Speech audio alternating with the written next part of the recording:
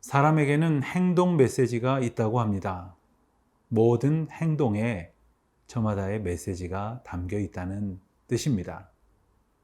어떤 사람이 다른 사람과 대화를 할 때에 팔짱을 낀다든가 귀나 이마를 자꾸 만진다고 하면 그 이야기를 듣기 싫어한다는 뜻이라고 합니다.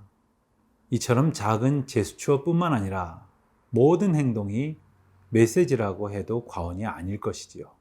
예수님의 말씀, 예수님의 이적과 모든 행동이 바로 우리를 향한 메시지임을 우리는 알게 됩니다. 오늘 본문을 통해서 변형되신 예수님의 메시지를 우리가 함께 묵상할 수 있기를 바랍니다. 오늘은 마태복음 17장 1절로 13절을 통해서 그 몸으로 우리에게 말씀하시는 예수님을 만나보시겠습니다.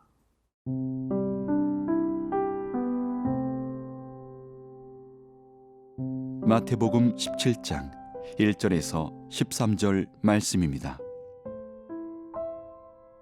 엿새 후에 예수께서 베드로와 야고보와 그 형제 요한을 데리시고 따로 높은 산에 올라가셨더니 그들 앞에서 변형되사 그 얼굴이 해같이 빛나며 옷이 빛과 같이 희어졌더라.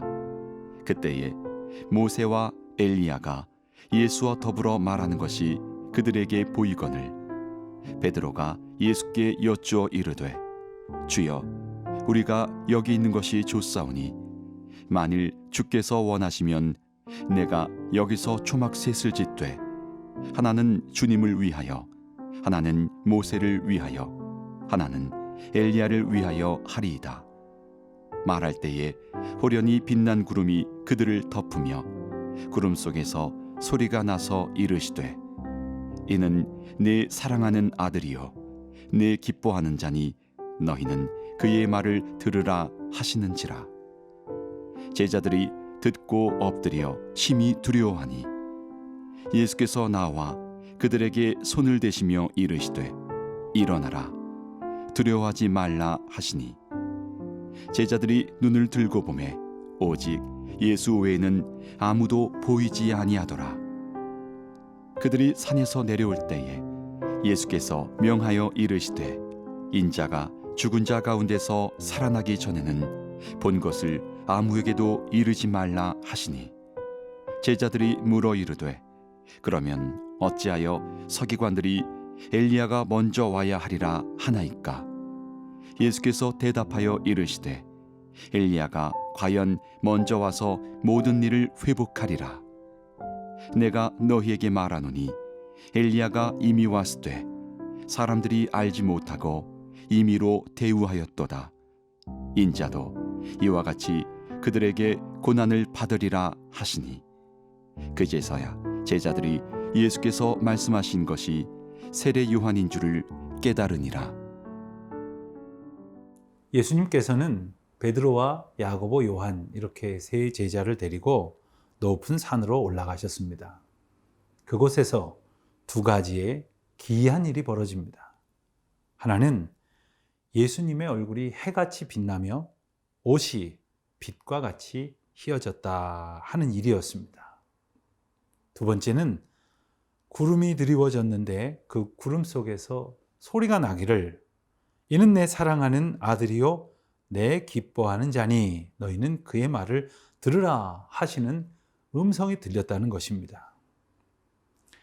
예수님께서 세례 받으실 때에 하늘이 열리고 소리가 났다 하는 장면을 우리는 떠올리게 됩니다. 그런데 본문에서는 그때와 달리 한 가지 메시지가 더 추가되어 있습니다. 너희는 그의 말을 들으라. 이 말을 들은 제자들은 심히 두려워했습니다.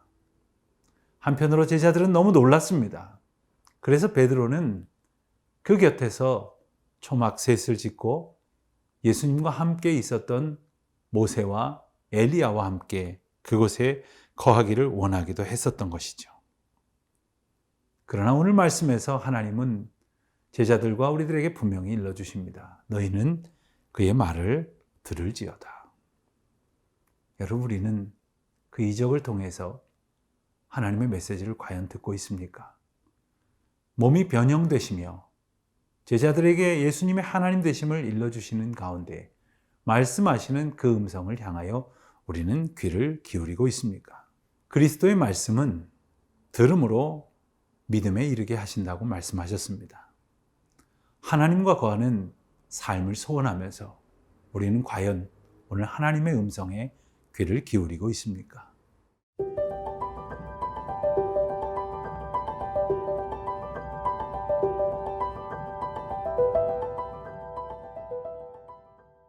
제자들은 영광스럽게 변형되신 예수님의 모습을 보면서 또 하늘로부터 들려지는 음성을 들으면서 두려워했습니다. 그러한 제자들에게 예수님께서는 예수님 자신이 십자가의 고난을 받으시고 죽으시고 그 죽음에서 부활하실 것을 예고하셨습니다. 그리고 그때까지 이 모든 일들, 그들이 이 변화산에서 보았던 놀라운 장면에 대해서 함구할 것을 명하셨습니다. 왜 그러셨을까요? 많은 사람들은 특별히 유대인들의 기대와는 달리 예수님은 세상을 정복하는 왕으로 오신 것이 아니었습니다. 오히려 고난당하심으로 세상을 향한 하나님의 사랑을 확증하시는 메시아로 오셨던 것입니다.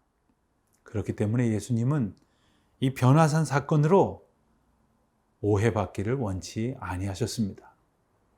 사람들은 단지 놀라운 능력, 초월적인 그리스도의 변형에만 주목하였을런지 모릅니다. 하지만 우리가 들어야 할 예수님의 메시지가 있습니다. 그것은 바로 우리를 사랑으로 구원하시기 위하여 이 땅에 오신 예수님의 하나님 되심이었습니다. 그 많은 사건들을 보면서도 그 예수님의 하나님 되심을 온전히 알지 못했던 그 어리석음 가운데에 우리도 예외일 수는 없을 것입니다.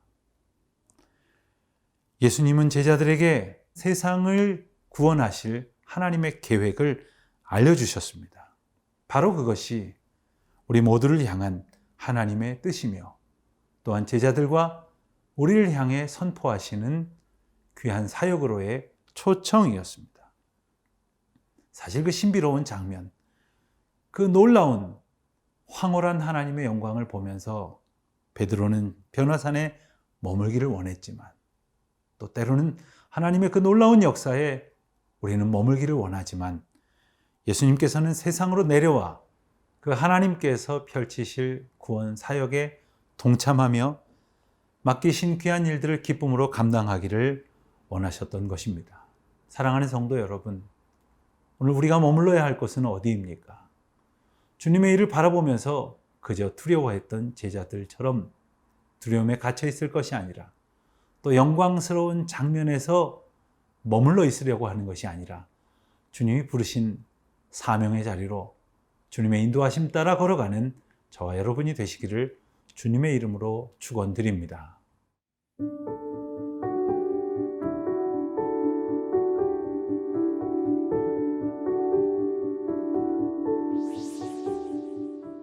하나님 아버지, 어리석은 저희들이 예수님의 하나님 되심을 깨달아 알게 해 주셔서 감사를 드립니다. 은혜의 감격에만 빠져 있지 않고 오직 저희를 향하여 허락하시고 인도하신 그리고 맡겨주신 귀하고 놀라운 사명 속에 살아가는 주의 자녀들이 다 되게 하여 주시옵소서.